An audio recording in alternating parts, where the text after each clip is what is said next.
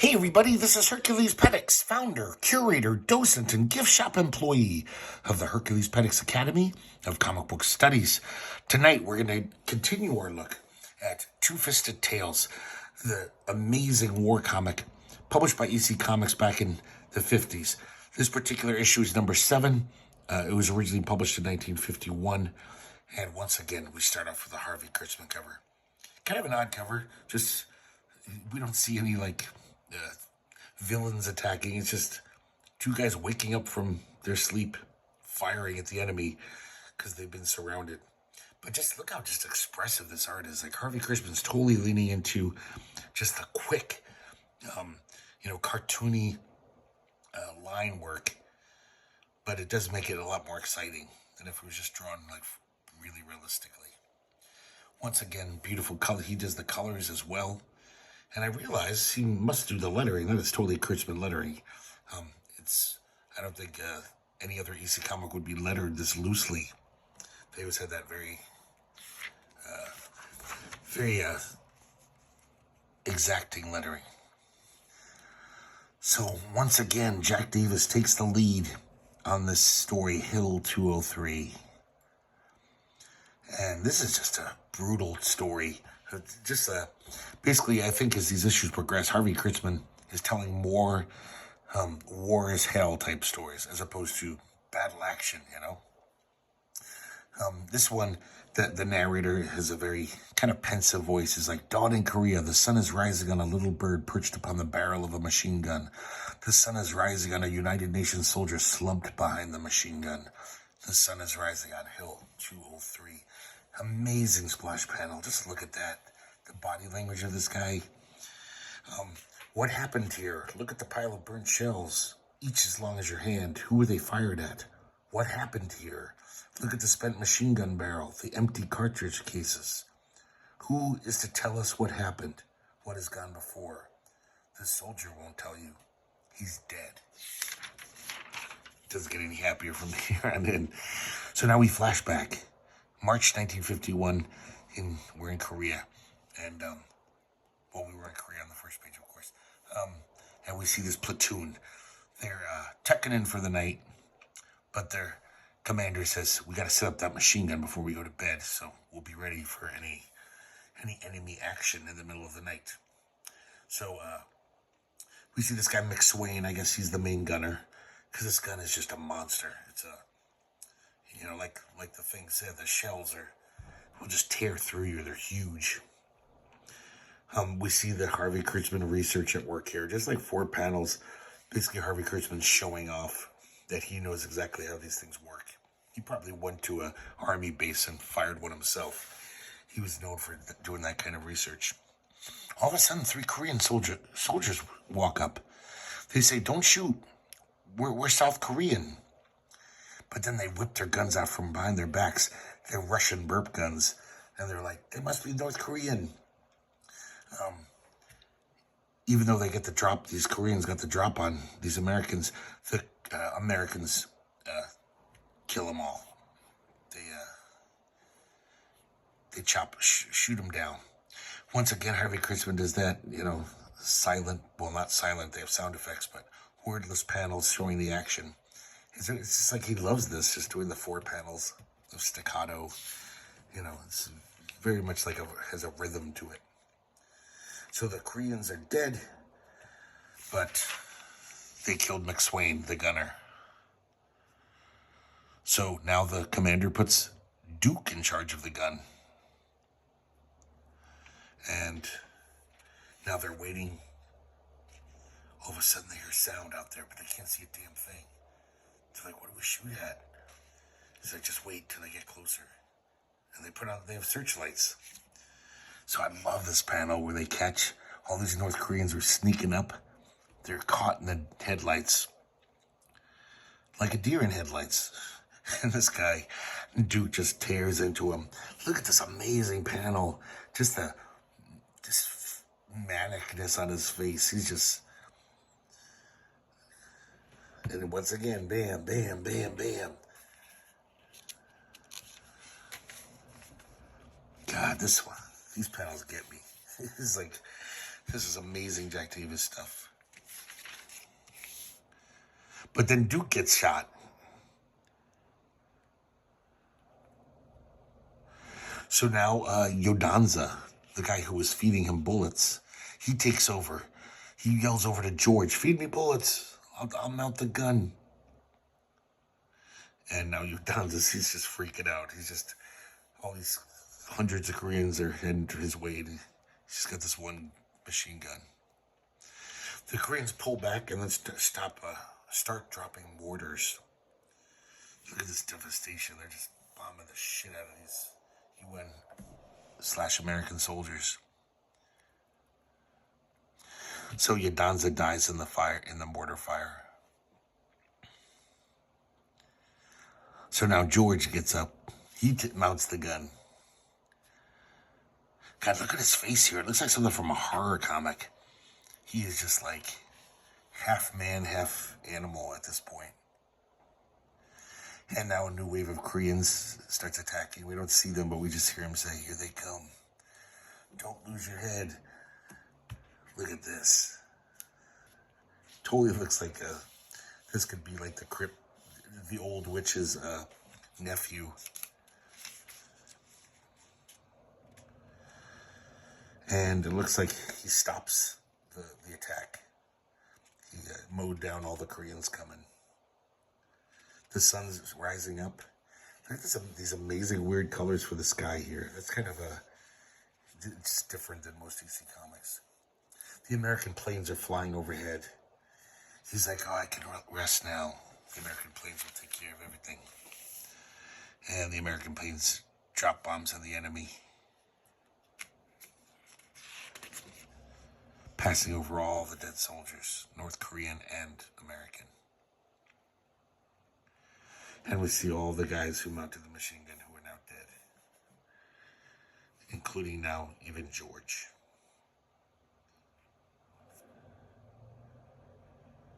The gun has outlived its crew. A little bird perched on the gun muzzle flies away. Hill 203 has been held. Look at that sky. That is very un-Jack Davis-y, or almost anything in EC. Next, we get another beautiful Wally Wood job. Not as beautiful as the one last issue. It looks like Wally Wood maybe didn't have enough time this round. This one's called Bug Out. And this is another tale of the Korean War. So, we see this American platoon. The Koreans are dropping mortars on them. Look at this. These are amazing panels here. Especially that one. I love that. So this guy basically hasn't slept in 24 hours, the narrator here. He's only had one can of C rations in 24 hours. No sleep. The word comes down the line. We're bugging out. We can't hold the position. So they march out of there. The whole time his stomach is growling. He's exhausted. There's some really nice illustration here, even though it's not as lush as Wally Wood's art normally is. But that looks, I would never even guess that's Wally Wood, this panel right here. It looks really good. Of course, Wally Wood's panels always look good. But this looks like another good artist, or great artist. So everyone at night, they pull out their sleeping bags to go to sleep. Everyone's so tired, even the guards accidentally doze off. And some North Korean soldiers totally sneak up on them in the middle of the night. It's a massacre, as you can imagine. They wake up and to the sounds of, the narrator wakes up to the sound of shrieking, firing, and chaos. And he runs. He runs until he can't run anymore. And just collapses in this bombed out village. God, these are amazing panels. I love the monochromaticness of them. And once again, he's following Harvey Kurtzman's layouts. I almost feel like I don't have to mention it, but once again, Harvey Kurtzman wrote all the comics in here, wrote all the stories. So the guy wakes up, it's daytime, his stomach is just growling. He's so hungry. And he hears some noises. just 10 feet away, right past the wall, there's North Korean soldiers cooking up a pot of rice, serving it up in a helmet. Their guns were neatly stacked against the wall, right around the corner. And he's so hungry, he knows he has to do something. He's watching them eat their rice, and finally he makes his move. He grabs one of their guns, and he mows them all down. It's kind of an interesting panel. I don't know, just, it's not as good Wally Wood art as normal, but it kind of packs a wallop. Now it's off a little. So he runs to the rice. He shoves rice into his mouth. When the helmet's empty, he even reaches on the ground for any spilt rice. He feels like an animal. And then right then, the American planes fly overhead, and they drop their bombs, their payload.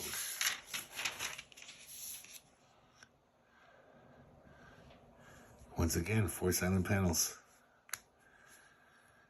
And the guy hugs the ground. And now he just feels more like an animal, like a miserable, wretched animal trying to crawl down into the ground.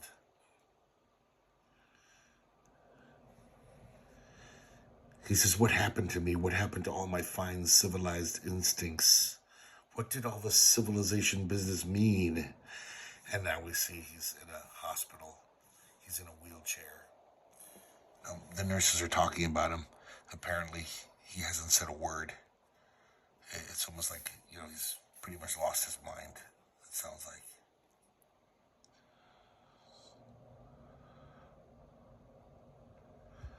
I really like these faces, even though they don't necessarily look like wood to me.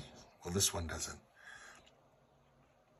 He thinks to himself, I'm a killer. I'm an animal running through the dark with my tail between my legs, growling and killing for food. And then the last panel is kind of a weird, they try to loop it around. He's like, I remember when it all started. It all began in the summer of last year.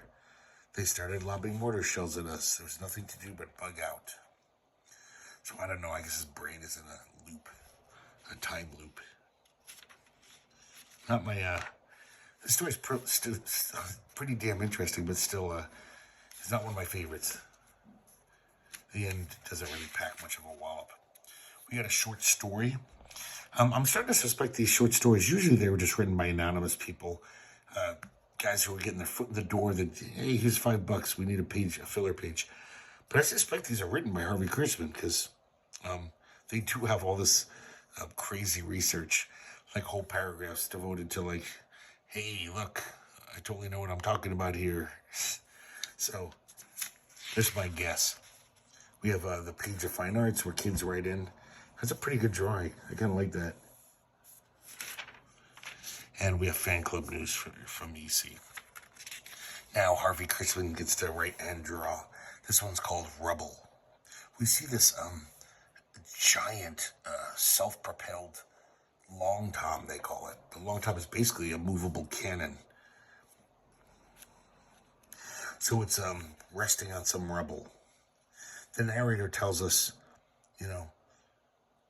what was it like here when the raw earth was covered with grass before warfare destroyed this beautiful landscape? What was it like when the scorched trees were green? If the rubble could talk, it would tell a story that started 5 years ago. God, this Harvey Kurtzman art's amazing. Look at this. This looks like one of those 30s guys, like those realist painters, the kind of social realism. It's really interesting style going on here. So we see this young man, Mr. Chund, and his wife, and he's telling his wife how he's going to build the most beautiful house on this spot. We see him working for weeks and months, hauling rock, making a stone foundation, putting in the wood floors, buying expensive timber to make support for the walls. Finally, the frame's ready. He's so proud of himself. He's so happy. that he's built this home for his wife. And he says, and then when I'm done, perhaps I'll have time to build us a well so you won't have to run to the river every time you want water. Now he continues building the house. He builds the walls with all this heavy rock. He thatches the roof carefully and methodically so it's rainproof and just a house that will last. And finally, the house is complete. And he says, now I can devote myself to the crops, the rice crop, and we can start having children. But soon, though, I will dig that well. Man, look how just fast, and the brush is just like slashing along. He's just sitting there going, but it looks so good.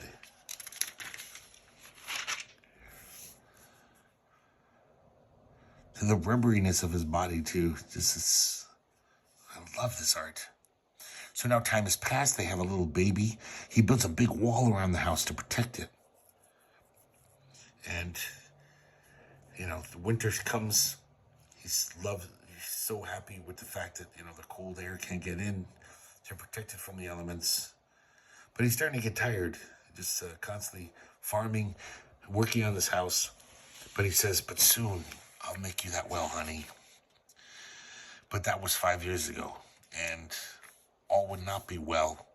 The next year, 4 years ago, soldiers came to North Korea. To South Korea from North Korea.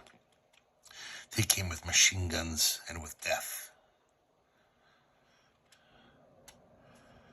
They came with pistols, with rifles, with mortars, and with cannons. Very Harvey Kurtzman storytelling going on. I'm just going to list some guns and weapons. And prosperity did not come to Chun that year. In fact, a single mortar shell demolished his house. They disintegrated it. We see the rubble left behind, and look at this panel. Those really, almost like modern art looking hands. So Chen's whole family dies in the wreckage of this house. We see UN soldiers show up. They're looking for a good place to put their giant movable cannon, the long tom, and they find the rectangle containing the blasted farmhouse, the stonework. A bulldozer comes, moves out all the rubble, and that's their position for a while. Then they move on. The soldiers are gone. Just the torn, naked earth and a broken wall remain. Besides the wall, a tiny stream of water gushes from an underground spring that has been unearthed by the blast. Look with your dead eyes if you can, Chun. At least you have a well. It's like, that's how it ends. It's like, whoa. So this is truly one of those wars, hell, where we don't even see any combat. We just see what war does to people. People with hopes and dreams and work so hard just to make a better life, and then it just tears it all away. This next one is amazing, and I don't know if this is around the time when Marie Severin starts coloring. Grand Comic Database says that for years, all the early issues of EC were erroneously credited to Marie Severin as far as the coloring, but they claim, according to Marie Severin's own words, she wasn't there yet. She wasn't in EC coloring.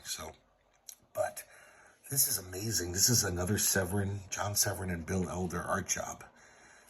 Severin penciling, Elder inking. Also love that this classic EC. The lettering, the logos, so amazing. So this one is the narrator says a chain is as strong as its weakest link. So this is a story of World War II. These American soldiers are facing the German Wehrmacht in the pine-studded Hurston Forest. So it's a November day. These GIs are going through these muddy roads, and we see this Jeep trying to wench itself out of this quagmire. He's got his own little winch in the front. We see the lieutenant. He's ordering everyone to take position. He's getting prepared for any eventuality. He's sending guys to certain parts of the forest. And these two guys here. Okay, hold on. Oh, yeah. He's giving more orders, sorry. Set up the machine gun here. I want a bazooka team back there. And then he says, Swenson, Pringle, take your bazooka 300 yards downstream. There's a possible river ford below the bluff. Watch it. Get going. So they head out. Now, Pringle is, the whole time he's kind of just complaining. He's like, I don't like the looks of this, going into the woods all alone. It looks dangerous. And it's like, Swenson's just like, well, we got to do this. I mean, everyone's dependent on us to make sure we don't get attacked from the rear. We got to protect this river ford. So they find the river, the area he's talking about, and trees have been put under the river to make it crossable. Because Pringle's going, it's too deep and muddy. And Swenson's going, no, look. So tanks can get over that. And Pringle is actually just like, let's get out of here. He totally wants to just go AWOL. Let the lieutenant guard this bluff alone. Let him risk his neck. And Swenson says, we've got to guard this ground, especially if tanks are coming. So a German tank shows up. And Swenson aims the bazooka and blows the tank up.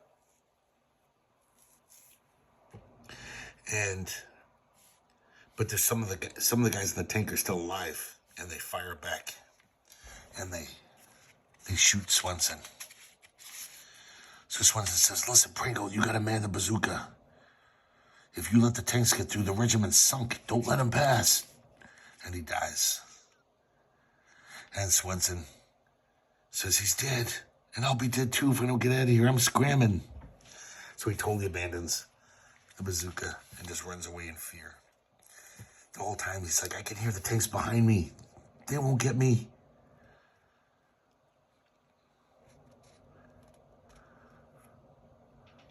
And then the lieutenant sees Pringle running. He says, Pringle, hold on, what are you doing? He says, where's Swenson? Where are you going? And he basically just starts ranting, saying, I couldn't hold the position. They're coming, the tanks.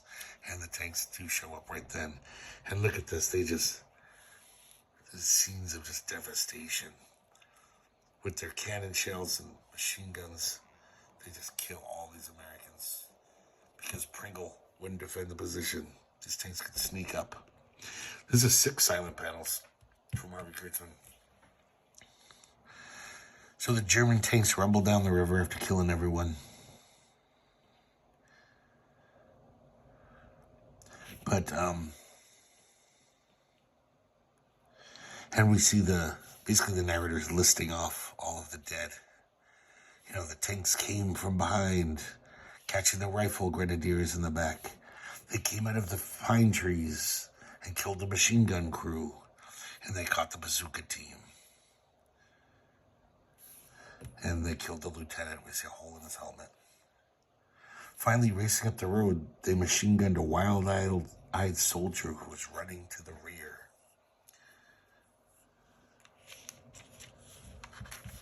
And we see Pringle. He got his in the end. Pringle, the broken link in the chain of soldiers on the river, and his sightless eyes stare at the broken link on the chain. And we see that winch chain is broken that was attached to the Jeep. Kind of a little clumsy there, trying to make some kind of connection. Because the Jeepers was thrown into the story for no real good reason. But we do get to see a broken chain, which symbolizes him. But God, this is some great art. Sometimes in the early days of EC, when Elder started inking Severin, it's a little too clean and tight for me, especially for a war comic. And this one, I don't know if they're influenced by Jack Davis, but it does seem grimier and more suited for a war comic. I like it. Just beautiful stuff. And these colors are just really good. Really deep and rich. So there you go, guys. Two-Fisted Tales number 7. More tales of war and fighting men, but mostly tales of Korea now. Because, of course, the war was going on. So people wanted to read stories about it. Hope you guys liked looking at this with me. I just love looking at these. I forgot just how good these are. These are really some of the best comics ever made. Just amazing stuff. So, thanks for watching, and I hope to see you next time here at the Herculespetix Academy of Comic Book Studies.